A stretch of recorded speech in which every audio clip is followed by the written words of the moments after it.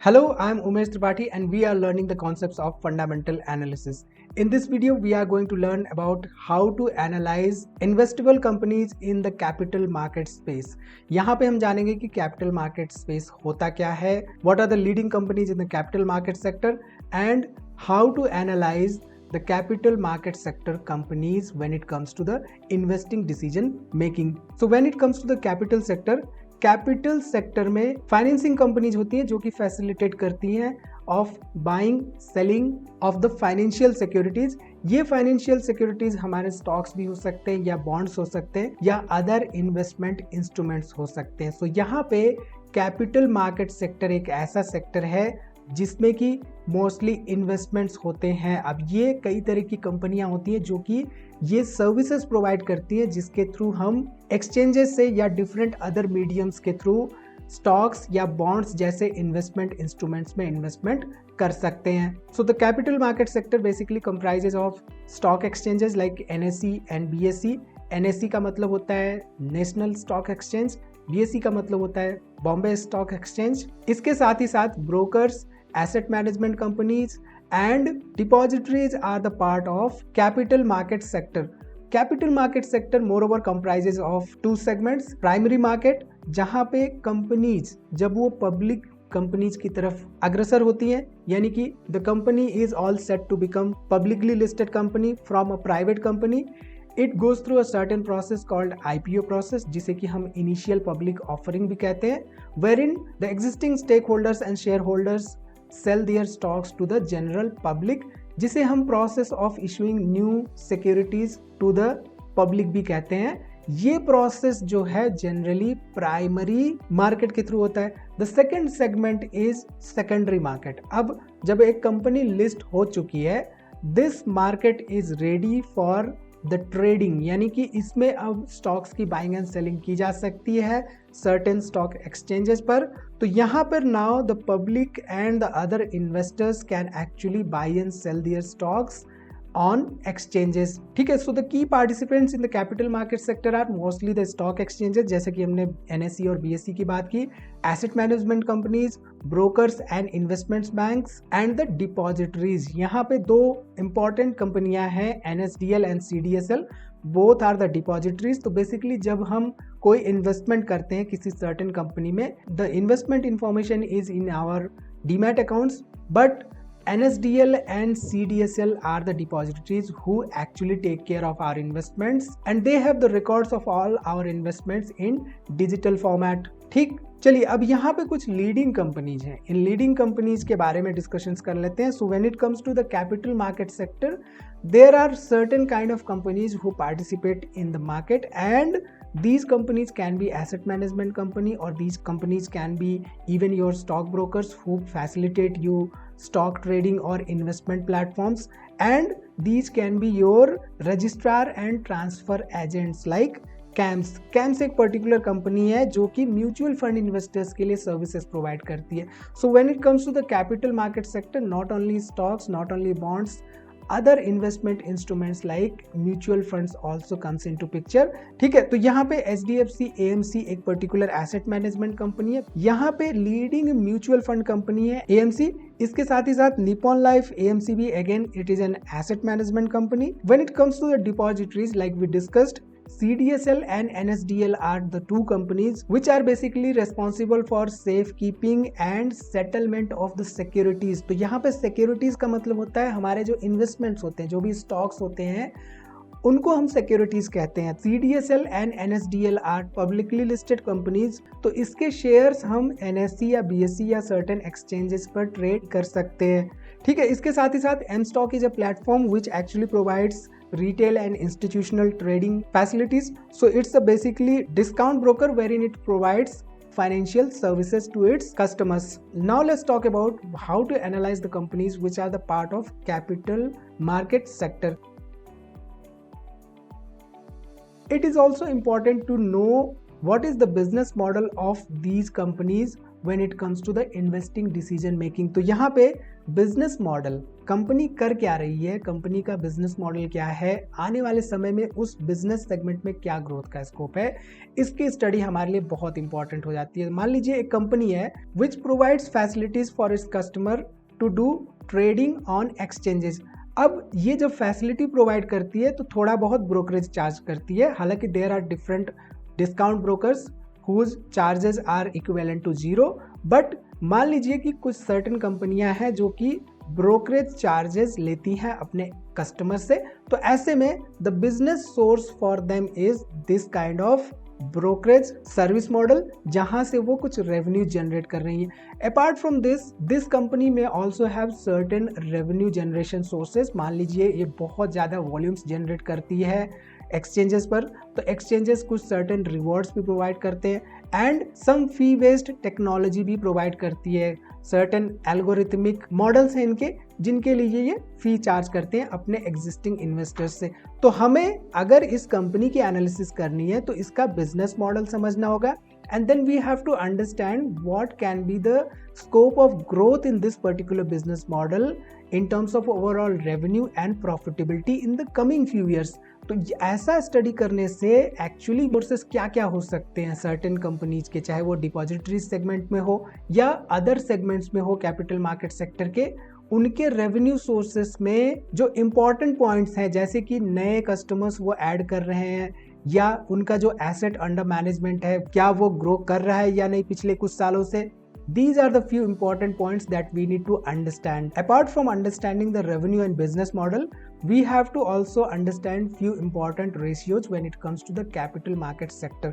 Return on equity, return on capital employed हमारे लिए important ratios हो सकते हैं।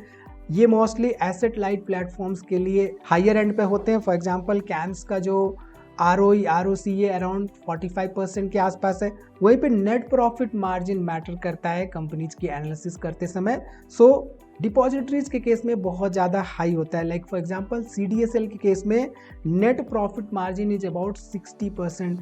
सो इसलिए मैं कह रहा हूँ कि बिजनेस सेगमेंट क्या है, बिजनेस सेगमेंट कहाँ से रेवेन्यू जनरेट कर रहा है, उसकी अंडरस्टैंडिंग हमारे लिए इंपॉर्टेंट हो जाती है। Then we can come to the key ratios analysis wherein we can figure out whether the company's ROE equity के रिटर्न्स हों या कंपनीज ROC उसके डिप्लॉयड कैपिटल के रिटर्न्स हों, ये कैसे परफॉर्म कर रहे हैं। ठीक है, इसके साथ ही साथ asset turnover ratio mostly used for the exchanges.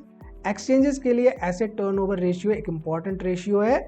यहाँ पे इन रेशियोज के साथ ही साथ ये जो कंपनीज हैं डिफरेंट सेगमेंट्स की हम बात कर रहे हैं, राइट, डिपॉजिटरीज हो या एक्सचेंजेज हो, इन सेगमेंट्स की कंपनियों की मोट क्या है और कॉम्पिटिटिव एडवांटेज क्या है। So basically when it comes to the moat we have to analyse the most of the customers go to this certain company for availing their services when it comes to the industry peers. एक simple सा example लेता हूँ। There are certain n number of pizza कंपनियां हैं, बहुत सारी मेरे certain area में, and I prefer only one pizza service provider। ऐसे ही बहुत सारे कस्टमर्स हैं जो कि इस पर्टिकुलर पिज्जा सर्विस प्रोवाइडर को प्रेफर करते हैं when it comes to the pizza segment. तो यहाँ पे दो there are different competitors, the company has competitive advantage and most of the customers who want to order pizza go for this particular company, जिसको कि मैं select कर रहा हूं। तो ऐसे में this company actually has a moat in its business segment. So when it comes to the moat and competitive advantage, ये स्टडी करना हमारे लिए इंपॉर्टेंट हो जाता है। फॉर एग्जांपल जो CDSL है, when it comes to the depository services, CDSL has a monopoly in its business segment. ठीक है, इसके साथ ही साथ कैपिटल मार्केट सेक्टर में regulatory environment is one of the की factors when it comes to the investing decision making. This overall sector is heavily regulated by SEBI, which is Securities and Exchange Board of India। इनके regulations की वजह से, इनके कई सारे rules and restrictions की वजह से कंपनीज के ओवरऑल चार्जेस पर इफेक्ट पड़ सकता है एंड अल्टीमेटली इनके रेवेन्यूज पर असर हमें देखने को मिल सकता है। So regulatory environment is a key when it comes to the overall capital market sector. इसके साथ ही साथ कुछ इंपॉर्टेंट रेशियोज होते हैं जो कि हमें देखने होते हैं when we are analysing this particular sector.